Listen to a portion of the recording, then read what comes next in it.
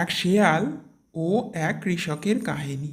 একটি গ্রামে ব্যাধদের ও তাদের কুকুরের তাড়া খেয়ে একটা শিয়াল দৌড়ে গিয়ে কোনো এক কৃষকের কাছে হাজির হলো আর তাকে বলল, ভাই, আমায় দয়া করে একটু আশ্রয় দাও, আমায় রক্ষা করো।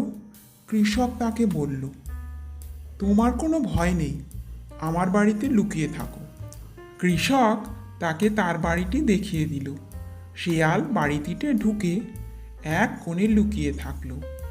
কিছুক্ষণের মধ্যে ব্যাধেরাও সেখানে এসে হাজির হলো এবং কৃষককে জিজ্ঞেস করল, ওহে কৃষক ভাই, এদিকে একটা শিয়াল এসেছে, কিন্তু সে কোন দিকে গেল বলতে পারো?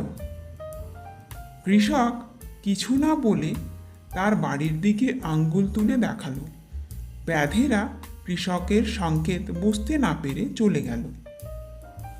ব্যাধেরা চলে গেলে শেয়াল বাড়িটা থেকে বের হয়ে চুপি চুপি চলে যাচ্ছিল। তাই দেখে তখন কৃষক শেয়ালটাকে ধমক দিয়ে বলল, তুমি খুব অভদ্র, কারণ আমি বিপদের সময় তোমায় আশ্রয় দিয়ে প্রাণ রক্ষা করেছি, আর তুমি চলে যাওয়ার সময় আমায় একটা কথাও না বলে চলে যাচ্ছ।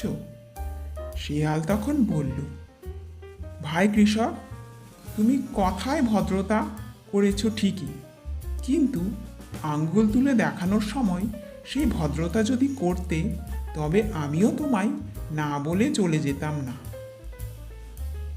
নীতি কথা, এই গল্পটি থেকে আমরা শিখলাম যে কথায় যেমন খারাপ বোঝানো যায়, ইঙ্গিতেও ঠিক তেমনই বোঝানো যায়।